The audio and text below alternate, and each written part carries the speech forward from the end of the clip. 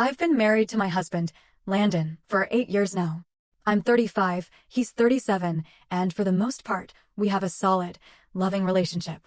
But there's one major issue we can't seem to escape. His mom, Patricia. From the very first day I met her, she made it crystal clear she didn't think I was good enough for her precious son. And she wasn't subtle about it either. Patricia's 53, comes from an upper-middle-class background, and acts like her word is gospel. She grew up with every advantage, married into even more money, and walks around like she's the queen of some perfectly polished dynasty. As for me, I was raised in a working-class household. My parents did the best they could to give me a good life, but let's be honest, luxury wasn't part of the equation. And in Patricia's eyes, that makes me some kind of gold digger. She's never actually said those words, but trust me, she doesn't need to. Every smug comment, every backhanded compliment, every moment she's tried to humiliate me in front of others, it's all been one long reminder that she thinks I don't belong. Looking back, I should have caught on sooner. The first time we met, she barely acknowledged me. Just gave a tight smile, sipped her wine, and asked Landon, "So, what is it she does again?" Like I wasn't even sitting 3 feet away. Landon told her about my job, and she gave one of those fake nice nods before saying, "Oh? Interesting." I should have braced myself then. Then came our wedding. I figured she'd pull something, but I didn't think she'd do it in front of 300 guests. During the speeches, she took the microphone, smiled sweetly at Landon, and said, "I always imagined he'd end up with someone really driven, someone who'd push him to be better. But love works in mysterious ways, right?" The entire room went stiff. People started glancing around, unsure of what to do. And there I was, standing there with a forced smile, pretending like my brand new mother-in-law hadn't just suggested her son married beneath himself. After that, she got bolder. At family dinners, she'd look me over and casually ask, "Are you expecting?" Then follow it up with a dramatic, "Oh, I'm only kidding." When Landon and I were struggling to have kids, she'd drop little jabs like, "Some women just aren't meant to be mothers, you know?" She'd drag up my financial struggles in front of everyone, toss out things like, "Isn't it great to finally have some stability?" And Landon, he'd confront her, but only when we were alone. He'd pull her aside, tell her to knock it off, that it wasn't okay, but he never really took a stand when others were around. He kept thinking she'd soften up. She never did. Then 3 weeks ago, the final straw broke. We were at a family dinner, everything seemed fine, and out of nowhere, Patricia announces in her usual smug tone, "You know, Landon used to date women with real ambition before he settled." I set my fork down, looked her dead in the eye, and said, "Patricia, that was way out of line." The whole room fell silent. She blinked, then laughed her phony laugh and said, "Oh, you're being too sensitive." This time, I didn't let her brush it off. I calmly told her, "No, I'm just done pretending that what you say is acceptable." She didn't see that coming. She looked around the table, clearly expecting someone to jump in on her behalf. No one did. That night, I told Landon I'd had enough. I told him it was time, either he finally put his foot down, or I would. And I meant every word. The next day, I vented everything to my best friend, and she said, "Why don't you turn the tables on her?" At first, I laughed it off. I didn't want to stoop to her level. But that night, as I lay there thinking about all the years I'd been biting my tongue, I realized something. Trying to keep the peace had only given Patricia more room to disrespect me. I wasn't looking for revenge, but I was done being her punching bag. So I started planning, not to humiliate her, but to finally hold her accountable. The truth is, she'd never faced any real consequences for the way she's treated me. And that's when it clicked. She was never going to change, unless she was forced to. Landon promised he'd set firmer boundaries, but I wasn't holding my breath. I knew if I really wanted something to change, I'd have to take the lead. In 3 weeks, Patricia was throwing a massive family reunion. Everyone was coming. And if she tried to pull anything again, I'd be ready. She had no clue what was coming her way. The reunion was scheduled at her house, the usual venue for her grand performances, the kind of gathering where she got to bask in attention and remind everyone why she was the queen bee. But this time, things weren't going to go her way. I spent the next 3 weeks preparing. I wasn't going to sit through another evening of veiled insults and smug remarks. I was going to make sure every jab she threw landed right back on her, without me looking petty or bitter. I started digging through old messages, years of snarky texts, voice notes with backhanded jokes, and screenshots of comments where she made it clear she didn't think I belonged in Landon's life. And then there were the video clips. My best friend had filmed parts of our wedding, and in the footage, yep, there it was. Patricia's little speech about how Landon had settled. Clear as day. Landon still wanted to handle it his way. He kept saying he'd talk to her. That maybe she didn't mean it. That maybe she'd listen this time. But she never had. And she wasn't going to start now. So I reached out to the one person I knew wouldn't make excuses, Landon's sister, Jenna. If anyone understood Patricia's behavior, it was her.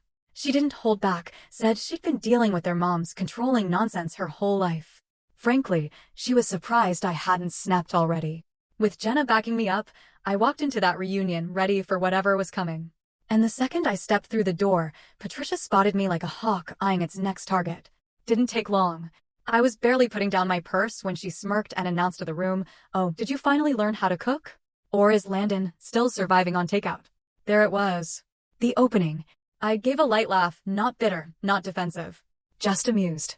And then, with the calmest tone I could manage, I replied, "Patricia, you really do have such a creative way with insults. It's honestly impressive." Silence. A few people shifted in their seats, unsure whether to laugh or cringe. Patricia blinked like she couldn't believe I'd actually answered back. She let out a forced chuckle, trying to brush it off, but the moment had already slipped out of her hands.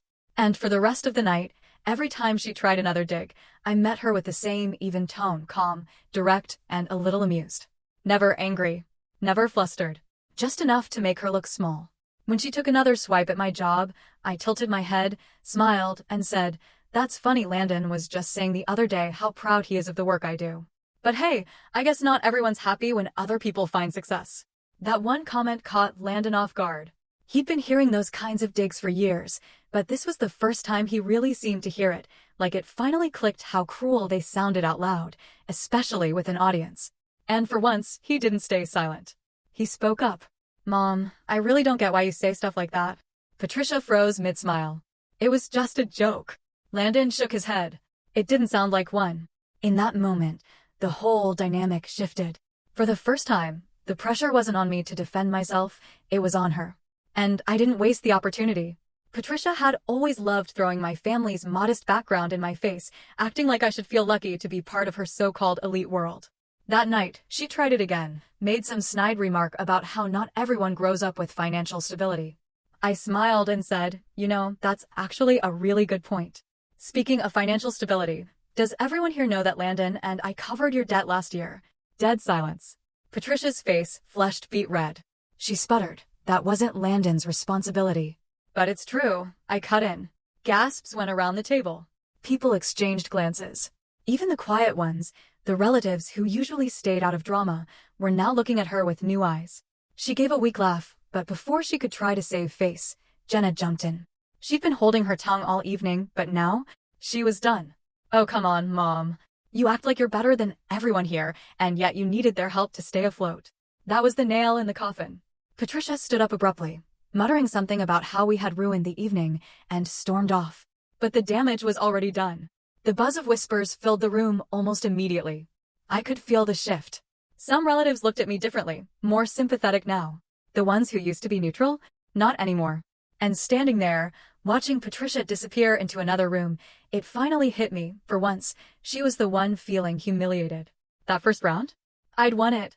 The fallout came fast.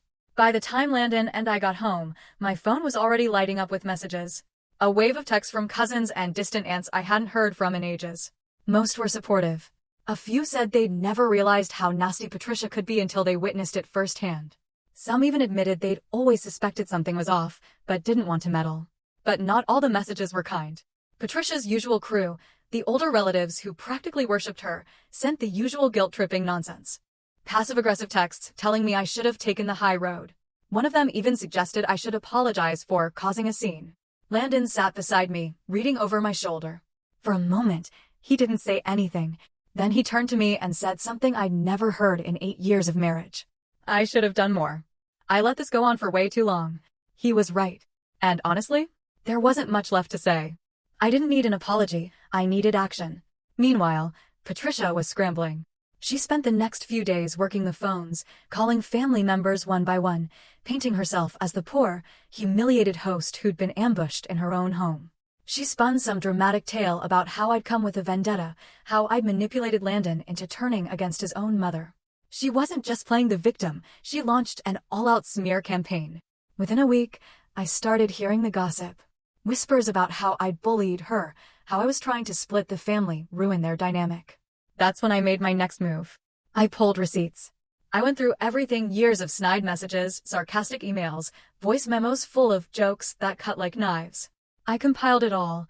The jabs about me being a gold digger, the cruel texts about my infertility, the mockery about my place in the family, the voice memo where she literally laughed about Landon settling. And then I sent a group message to the family. No long rant. No emotional speech. Just screenshots. At the bottom, I simply wrote, "I just want everyone to see the full picture before drawing conclusions." Then I hit send. The silence was deafening. Then, one by one, responses trickled in. Some of the relatives who had stayed neutral suddenly stopped talking altogether. A few reached out, horrified by what they'd read.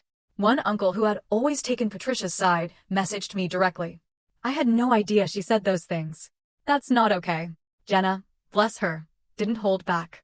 She went straight to the source and confronted their mom. I don't know exactly what she said, but I do know this: within an hour, Patricia was on the phone with Landon. She was sobbing. But it wasn't remorse. She accused me of trying to destroy her reputation. Said I had poisoned the family against her. That I had manipulated Landon into choosing me over her. For the first time, Landon didn't brush it off. He didn't coddle her. He told her flat out that she'd been out of line for years. That her behavior was cruel. And that I had every right to stand up for myself. She wasn't the victim here. She was the reason all of this happened. But Patricia refused to listen. Instead, she doubled down, called me too sensitive, claimed I was exaggerating. So I made my final decision. I told Landon I was going low contact. From that point forward, if Patricia insulted me, I wasn't going to argue. I'd walk away. If she tried to provoke me, I wouldn't bite. And if she wanted to see us, it would be on our terms. Landon agreed. And that's when I knew something had really shifted. Because Patricia thrives on control. She needs to be in charge, to dictate the mood, the tone, the agenda. And now, for the first time ever, she wasn't in charge anymore. She panicked. Suddenly, she was trying to backpedal. The love bombing began. Texts about how much she missed us, how family is everything, how she didn't want there to be bad blood. I didn't respond. She sent gifts. A fancy bottle of wine for Landon. A silk scarf for me. I ignored them. Then she recruited her allies. Patricia's heartbroken. Don't you think it's time to let bygones be bygones? Still nothing from me. And that silence? It drove her crazy. Jenna texted me not long after. "Mom's losing it. Says she refuses to be ignored." I smiled. Because for the first time in years, Patricia wasn't the one holding the strings. Now she was the one being humiliated. And deep down, I think she knew it. If she didn't change her ways, it was only going to get uglier for her. Going low contact with Patricia was supposed to give us space, a bit of peace. Instead, it sent her into full-on meltdown mode. At first, the love bombing kicked in hard.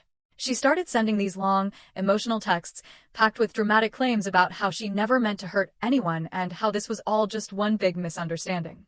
She kept saying I'd taken things the wrong way, that she was only ever joking. Landon barely even glanced at his phone.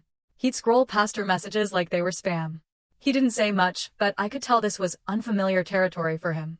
He'd always been the one to smooth things over, to ignore the tension just to keep the peace. But now, he was done playing mediator. He was ignoring her completely. When the texts didn't get a response, she kicked things up a notch. The phone calls started rolling in, back to back, all day long. Her voicemails were a wild ride. One moment she'd be softly crying, saying she just wanted to talk, and the next she'd spiral into accusing me of manipulating Landon. Landon let every call go to voicemail. But after 3 days of silence, she started calling from different numbers. She even left a message on our dusty old landline, sobbing about how I'd turned Landon against his own mother. That's when the extended family got dragged into it. Some relatives, mostly the ones who had seen how Patricia treated me over the years, kept their distance or quietly reached out to show support. Jenna, of course, was solidly in my corner. She even sent me screenshots from the family group chat, where Patricia was playing the martyr, claiming Landon and I were punishing her unfairly. But not everyone stayed quiet. A few of the older relatives, the ones who had been close to Patricia since childhood, started pushing back. Texts started coming in, all variations of the same theme, telling Landon to be the bigger person. One aunt even had the nerve to suggest that I should apologize. Just to keep the peace, of course. Landon still said nothing, just kept his phone face down. Then Patricia hit rock bottom. Late one night, Landon's phone buzzed with a wall of text from her. No sugarcoating this time. It was a full-blown rant. She accused me of being a manipulative gold digger. Said I had brainwashed her son, destroyed their bond, and latched onto him for his money. Landon sat on the couch staring at the message. He didn't speak right away, just locked his phone, handed it to me, and leaned back. I read through it quickly. Every sentence dripped with venom. This wasn't just her usual snide remarks. This was ugly, raw, and unfiltered. Landon exhaled slowly and muttered, "I knew she was bad, but I didn't realize it was this bad." He still looked torn, but the more I showed him the messages, the screenshots, the history, the more I could see the anger hardening behind his eyes. "I can't let this keep going," he said. "Finally. We need to draw the line." So together, we planned our response. I kept it simple. I typed one line beneath her angry message. "Thanks for finally telling us how you really feel, Patricia. Now we don't have to pretend anymore." Then I hit send. The silence that followed was deafening. Some of the family who had been sitting on the fence suddenly went radio silent. Others started reaching out to me, shocked at what she'd written. A few apologized for not seeing it sooner. Patricia, realizing she had made a huge mistake, tried to backpedal. She sent another message right away, swearing she was just emotional and didn't mean any of it. Nobody bought it. One of our cousins chimed in on the group chat, calling her out. An uncle even commented that if this was how she talked in writing, he could only imagine what she'd said behind my back. "Jenna, never one to pull punches, drop the mic. If OP's such a gold digger, remind me, who paid off your debt last year?" Crickets. Patricia didn't respond. I thought maybe, just maybe, that would be the end of it, that she'd finally realized she'd gone too far and back off. But no. The next morning, Landon's phone lit up with a new message from her. Short, blunt, brutal. "If you don't leave her, you're not my son anymore." Landon read it, blinked once, and without so much as a pause replied, "Then I guess you don't have a son anymore." Just like that, the bridge was gone. Burned to ashes. She thought she was bluffing, pushing just hard enough for Landon to beg, to crawl back, to patch things up. But she miscalculated. He didn't budge. He set his phone down, looked me straight in the eye, and said, "That's it." She finally crossed the line. "I'm done." There wasn't a trace of doubt in his voice. No sadness. Just quiet, exhausted certainty. Patricia must have realized too late just how far she'd pushed. Within minutes, another message popped up. This one was softer. She claimed she hadn't meant what she said, that she was just scared of losing him. Landon didn't even read it all the way through. He blocked her. And that was that. She was out. Patricia had always needed to be the center of attention, the one steering the ship. But now? Now everyone was watching her spiral. And this time, the spotlight wasn't flattering. Word spread like wildfire. Within a few days, most of the family knew about the text she'd sent and about Landon's reply. The story was everywhere, how she demanded he choose and how he chose to walk away. Relatives started calling each other, trying to make sense of how things escalated so fast. Some who had stayed neutral before started quietly reaching out to me. One cousin admitted she'd turned a blind eye for years. Another told me she always knew Patricia was controlling, but never thought she'd actually try to emotionally blackmail her own son. Jenna was the first to call, and she was laughing so hard she could barely speak. "You did it," she told me. "You did what none of us ever had the guts to do. You stood up to her, and you won." But Patricia wasn't done yet. Not even close. When silence didn't work, she changed her game. She started reaching out to anyone who would listen, spinning a new sob story. Claimed I was isolating Landon. That I was pulling him away from his family, cutting him off from everyone he loved. She painted herself as the poor, abandoned mother, and me as the wicked daughter-in-law who had poisoned her son's heart. And of course, a few of her loyal enablers jumped in, sending me their usual guilt-trippy messages. "Family is everything. You shouldn't come between a mother and her son." That's when Landon stepped up in a way he never had before. He sent a message to the entire family. No drama, no theatrics, just plain truth. There was no ambiguity in his message. Landon laid it out plainly. "I want everyone to understand something. Going no contact with my mother was my choice. OP didn't pressure me. I made this decision because I'm tired of the way she's treated both of us. If anyone has an issue with that, feel free to block me too." That shut most people up pretty fast. Patricia, realizing the sympathy train was slowing down, pulled the oldest card in the book. She took it to Facebook. She posted a long, dramatic rant about how a mother's love never fades, even when her child is turned against her. She claimed she'd been abandoned by her own son, insisted she only ever wanted the best for him, and hinted that some outside influence had poisoned him. At first, a few of her friends rushed in with those typical vague comments, sending love. So sorry you're going through this. But most people hesitated. The post felt off, a little too performative. And then, slowly, the tide began to shift. Jenna spoke up. So did a few other relatives. Even people who'd only interacted with Patricia here and there started chiming in, sharing what they'd seen firsthand. And just like that, the cracks in her story started to show. Within a few days, even her inner circle began pulling away. Comments popped up on the post that said things like, "Maybe try respecting your son's choices. This sounds like a you problem. If your first reaction is to post this publicly instead of having a private conversation, maybe that's part of the issue. People don't cut off family for no reason." The post didn't last long. It was gone within 5 days. Then, something unexpected happened. Landon's dad reached out to me directly. He hadn't said a word during the whole ordeal, but this time, he kept it short and honest. "I never stood up to Patricia either. But I respect the hell out of you for doing it." It hit me right then. This wasn't just about Landon anymore. Patricia wasn't just losing her son. She was losing her grip on everyone. And the more she felt that control slipping, the more desperate she became. Suddenly, she had health issues. Vague messages started coming in about how she was feeling weak, how she needed Landon during this difficult time. No real details, nothing specific, just enough to stir up guilt. Landon didn't bite. Then I got a message from one of Patricia's friends. A woman I'd only met briefly at a few family events. She apologized for the intrusion and told me, flat out, that Patricia had a long history of this kind of behavior. I wasn't the first woman she'd bullied.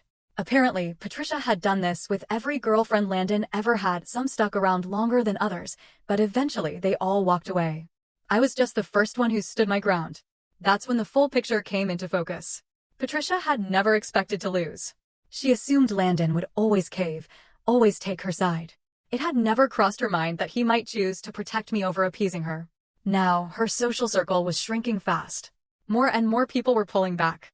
And, for the first time in years, Landon and I could breathe. No more walking on eggshells. No more waiting for the next blow-up at a holiday dinner. To celebrate, we booked a quiet weekend trip, nothing fancy, just a chance to enjoy each other without the weight of her looming over everything. While we were gone, a package showed up at the house. It was from Patricia. Inside was a handwritten letter and a box of expensive chocolates. The letter was long, way too long. I didn't read a single word. I dropped it straight into the trash without a second thought. Months went by. And for the first time since marrying Landon, life felt peaceful. No passive-aggressive texts. No backhanded digs masked as jokes. No more family events clouded by tension and fake smiles. Patricia was completely cut off. And the air around us finally felt clean. Landon and I flourished. We took more trips, spent actual quality time together, and enjoyed holidays without the emotional landmines. Jenna stayed in touch, giving us the occasional update on how the family was reacting. Some relatives backed away from Patricia entirely. Others still clung to the whole forgive and forget fantasy. But Patricia? She'd gone quiet. No texts, no calls, no unannounced visits. And that silence? It was eerie. Not because I missed the chaos, God, no, but because I knew her. Patricia doesn't just disappear. She waits. She was in the background, biding her time, watching for the right moment to push her way back into our lives. And sure enough, that moment came. The day Landon and I shared our pregnancy announcement, everything changed. We posted a photo of the ultrasound with a sweet caption about the new chapter ahead. Within an hour, our phones were blowing up. Patricia was calling nonstop. Her name kept flashing across Landon's screen like an emergency alarm. He didn't answer. So she tried again. And again. Then from different numbers. When that didn't work, the text started, huge blocks of text filled with sudden joy and fake enthusiasm. She had opinions about the nursery. She couldn't wait to meet her grandchild. She was so happy for us. Landon ignored every single message. That evening we got an email, one of her signature-long, dramatic essays. She demanded to be involved. She claimed she had a right to be part of her grandchild's life. Landon wrote back just once. "You're not part of our lives anymore. Please stop contacting us." That should have ended it. But with Patricia, nothing ever ends neatly. She turned to her usual playbook, manipulation by proxy. She started contacting family members, spinning her usual web of lies. Told them I was stealing her grandchild, sobbed to anyone who'd listen about how I had brainwashed her son. A few tried to play mediator. One cousin sent a message about how families need to stay together. An aunt called, asking if we could at least let her be a part of the baby's life. I shut that down fast. If a stranger treated me the way Patricia did, you wouldn't expect me to keep them around, I told her. So why would I tolerate it from family? Word must have spread. After that, the messages dried up. Even her little fan club started backing off. But not Patricia. She escalated. Again. A few days later, Landon got a call from his workplace. Security had flagged someone lurking outside the building, asking to speak with him. Over and over. When they approached her, she said she just wanted to check in on her son. When asked to leave, she got hostile, insisting that I had manipulated him, that she just wanted to see him. It wasn't quite a scene, but it was enough to unsettle everyone. Landon started seriously considering legal action. Then it happened again. She showed up outside his job, screaming this time, loud enough for people inside the building to hear. Ranting about how I'd ruined her life. How Landon had been stolen from her. Security stepped in. Escorted her off the premises. Landon didn't even flinch. He blocked her last known number, then changed his work number altogether. That was it. She had no more ways to reach us. No more emotional strings to pull. No more audience. So, true to form, she took it public. Another Facebook post popped up. It wasn't an apology, it was theater. A full-on performance dressed up in self-pity. She wrote about how deeply she'd suffered, how she'd only ever tried to be a loving mother, and how her own son had been stolen by a woman who turned him against his own flesh and blood. She was clearly fishing for sympathy. What she got instead was a digital takedown. The comments were ruthless. Maybe respect your son's choices. This sounds like a you problem. Seriously? You're making this all about you. You're blocked. Within hours, the post was gone. And then, for the first time in forever, she vanished. No more calls. No emails. No rants, no guilt trips, no sudden Facebook essays. Whether it was shame, exhaustion, or the cold reality finally settling in that she'd lost, she just disappeared. And just like that, the war was over. Landon and I had finally won the one thing we'd been fighting for: peace. Patricia had backed herself into a corner. She got exactly what she deserved. And we could finally focus on welcoming our baby into a world where her toxic energy had no place. Life without Patricia? It was quiet. Beautifully, blissfully quiet. Landon and I were caught up in the excitement of getting ready for the baby, setting up the nursery, going to appointments, picking names. We were actually enjoying this phase of our lives. There were no sudden phone calls, no manipulative texts, no anxiety about what might explode next. She'd been silent for months. And to be honest, it was suspicious. Patricia wasn't the type to let things go. If anything, she was the kind of woman who bided her time, waiting for the perfect moment to reinsert herself. And just like that, she did. Out of nowhere, Landon's work inbox started getting flooded with emails. At first, they looked like random spam, anonymous messages trickling into his company account. But then we looked closer. The content made it clear. Each email warned Landon that he was in danger, that I was manipulating him, that he needed to wake up before it was too late. The tone was unmistakable. Even without a name, Landon recognized the writing instantly. Patricia. She wasn't just trying to reach out, she was trying to ruin his reputation at work. Every email came from a different address, but the pattern was the same. Some sounded like they were written by a concerned friend, pretending to care. Others were downright vicious, full of accusations that I was controlling him, isolating him from his family, and trapping him in some miserable life. Landon saved every single one. We immediately contacted a lawyer. Given that she'd already shown up at his job and was now harassing him electronically, the attorney advised us to document everything. We filed a police report to establish a pattern of harassment. A few weeks later, the restraining order was approved. It barred her from contacting us in any form and legally prohibited her from going anywhere near Landon's workplace. But before we could fully enforce it, she pulled her most outrageous stunt yet. She crashed my baby shower. It was a beautiful afternoon. The venue was perfect, the decorations were sweet, and I was surrounded by friends, family, and people who genuinely cared about me. Everything was going smoothly until Patricia burst through the doors like a woman on a mission. And not just walking in like a normal person. Oh no! She was performing. Tears streaked down her face. Her hands trembled dramatically. She gasped so loud it echoed, then fell to her knees in the middle of the room, sobbing about how I was ripping her grandchild away. The room froze. Some guests, those who'd only heard stories about Patricia, sat in stunned silence. Others, Jenna included, just rolled their eyes. They knew something like this was coming. Patricia wailed like it was opening night on Broadway. She clutched her chest, searching the crowd for support. I stood up, calm and steady. You weren't invited, Patricia. Please leave. She stayed on the floor. You can't do this to me, she cried. I'm the grandmother. I have a right. Security was already on the way. I'd prepared for this. If she was ever going to cause a scene, it was going to be here, where she had the biggest possible audience.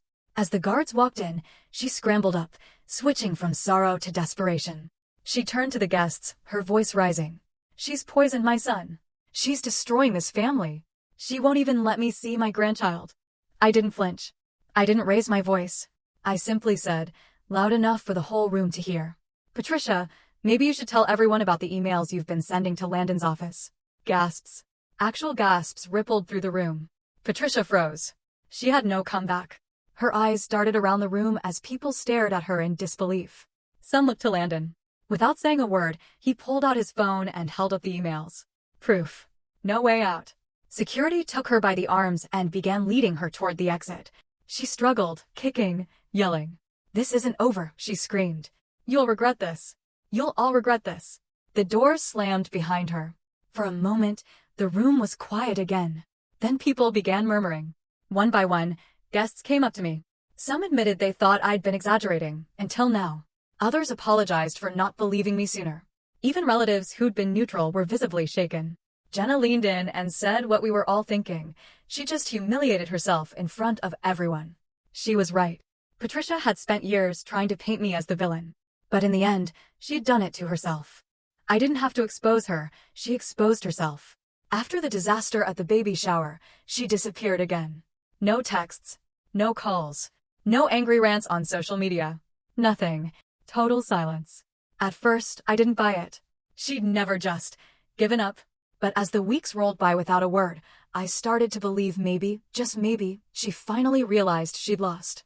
Then, 3 weeks later, we got a letter in the mail. This time, it wasn't from her. It was from a lawyer.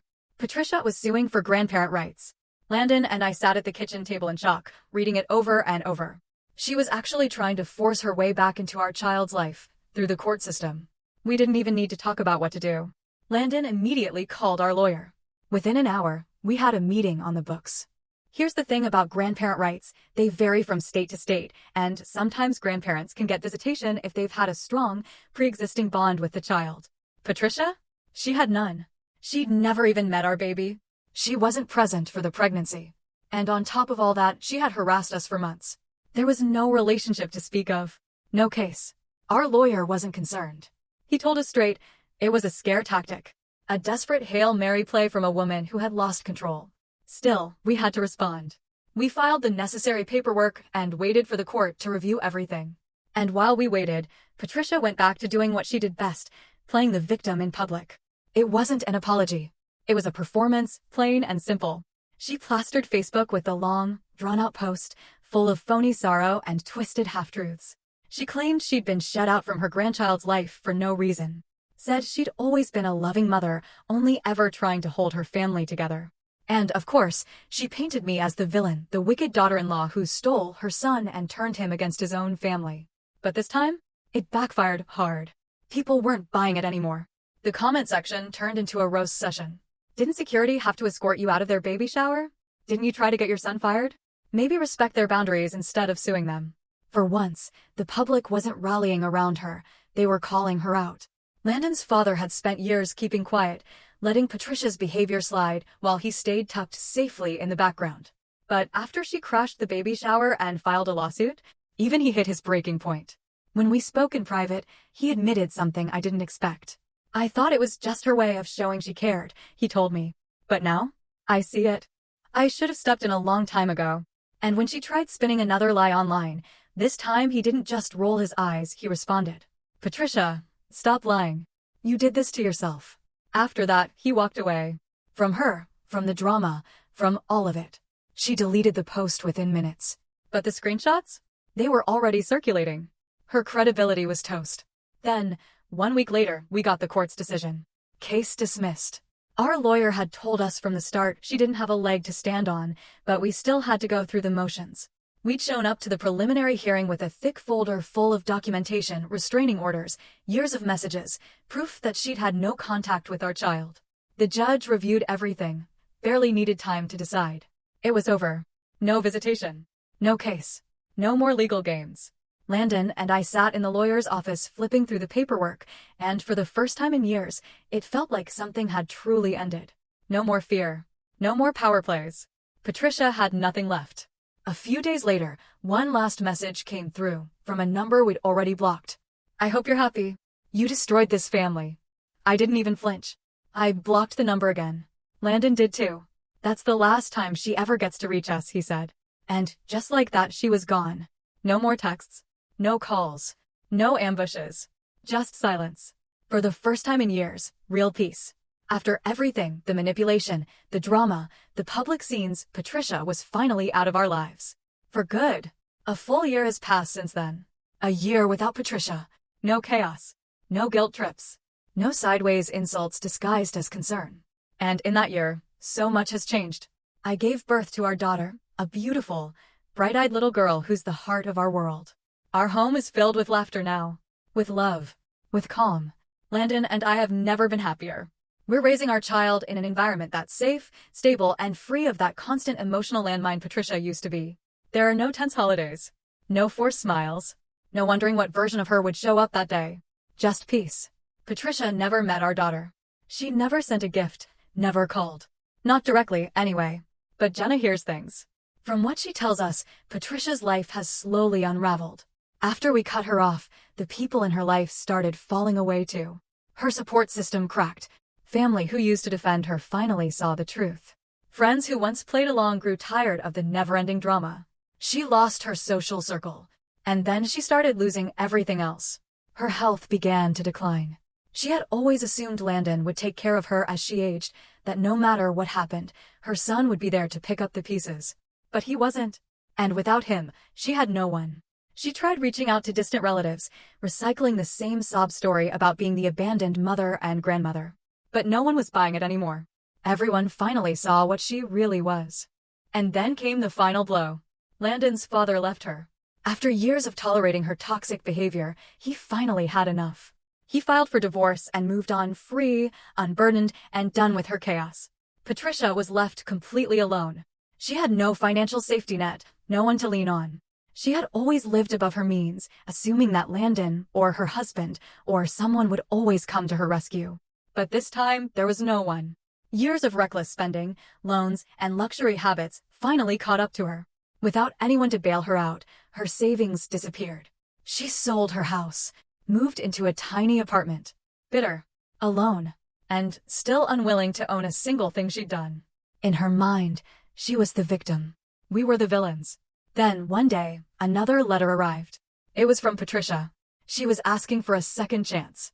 She wrote about missing her family, about wanting to meet her granddaughter, about how she regretted the past. But you know what wasn't in that letter? An apology. She didn't take accountability, didn't acknowledge what she had done. She just wanted back and like none of it had ever happened. I didn't even think about it. I tossed the letter straight into the trash. Landon didn't even read it. I don't care what happens to her anymore, he said. And that was that. I didn't feel anger. I didn't feel hatred. Just relief. Because Patricia lost everything. And me? I built a life full of love, joy, and peace. As I watched my daughter toddle across the living room, giggling to herself, I thought about everything we'd endured. The pain, the gaslighting, the years of constant disrespect. But now, it's over. She's out of our lives for good. And the best part? She did it to herself.